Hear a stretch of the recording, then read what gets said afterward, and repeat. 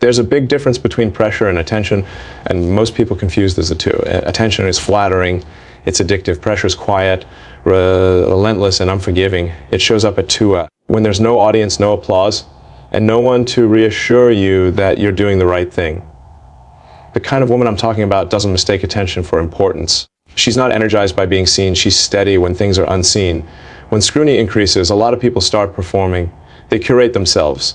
They protect an image. But pressure doesn't care about your image.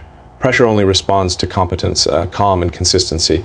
She understands that. She doesn't need to be the loudest person in the room to feel relevant. She doesn't collapse when opinions turn hostile or when praise disappears overnight. She knows that noise is just noise and that real work happens underneath it. She's comfortable standing slightly off stage, not because she lacks confidence, but because she doesn't need validation to function. That kind of stability is rare. It means she can sit with uncertainty without demanding constant reassurance. It means she doesn't personalize chaos, and it means when things get hard, and they always do, she doesn't turn pressure into drama. This isn't about being cold or detached.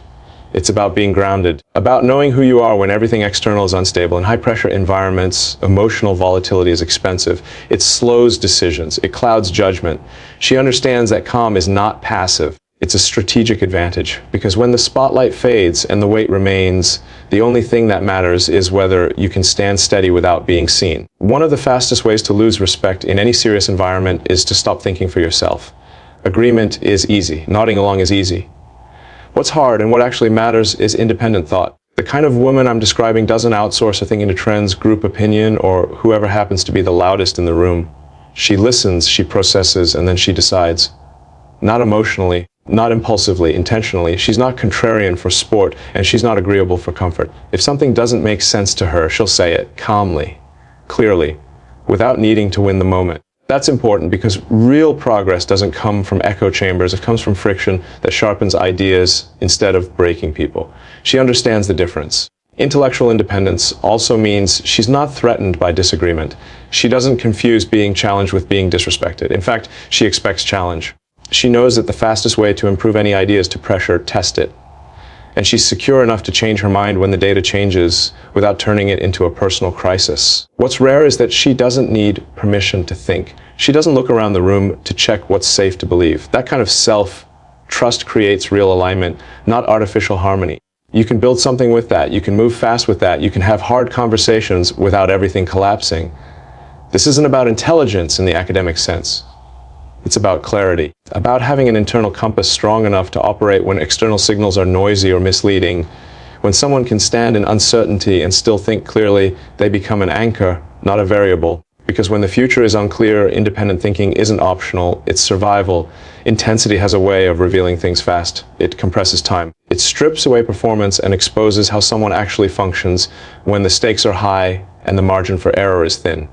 The woman I'm talking about doesn't panic when things accelerate. She doesn't need everything to be calm before she can be stable.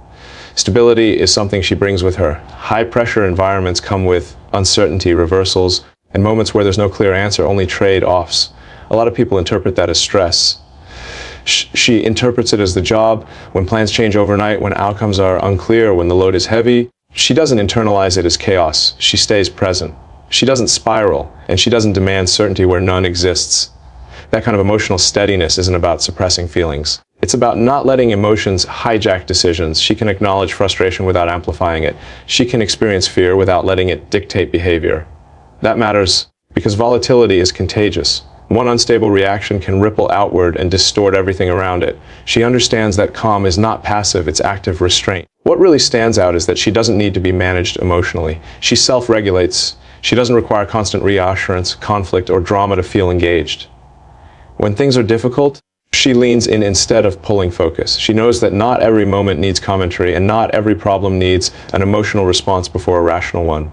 In environments where pressure is constant, emotional stability becomes a force multiplier. It allows decisions to stay clean, it allows trust to compound, and it creates space for progress instead of friction.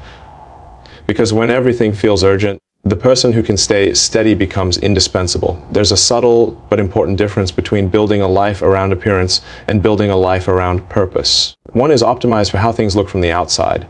The other is optimized for whether they actually matter. The woman I'm talking about isn't measuring success by lifestyle aesthetics or social milestones. She's asking a deeper question: does this contribute to something meaningful, or is it just comfortable?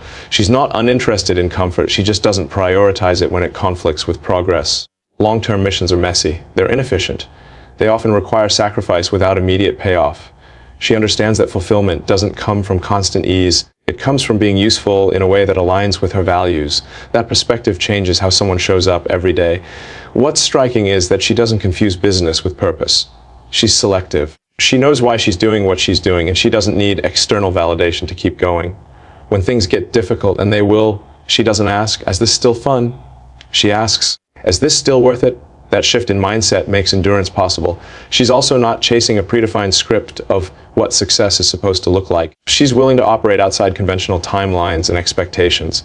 That flexibility is critical because missions that matter rarely follow clean arcs.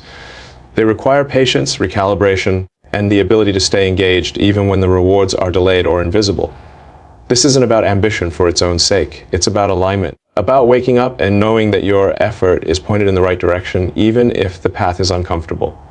That kind of clarity reduces friction because you're not constantly negotiating with yourself about whether to keep going. Because when purpose is the priority, comfort stops being the deciding factor. Ego is a strange thing.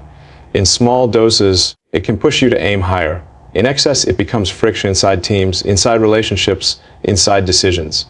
The woman I'm describing doesn't need to dominate a room to feel secure. She's not keeping score. She's not trying to prove she's the smartest or the most important person there. That kind of restraint isn't weakness, it's efficiency. What matters to her is accountability. If something doesn't work, she looks at her role in it first, not defensively, not dramatically, just honestly. That habit changes everything. It means problems get solved faster because energy isn't wasted on blame or posturing. It means trust builds because people know she's grounded in reality, not self-protection. She doesn't need credit to stay motivated. She understands that impact and recognition don't always arrive together and sometimes never do. That frees her up to focus on outcomes instead of optics. When something succeeds, she's satisfied knowing it worked. When something fails, she's focused on what to adjust next. No spirals, no scorekeeping. What's rare is that she can hold confidence and humility at the same time. She knows what she brings to the table, but she's also open to being wrong.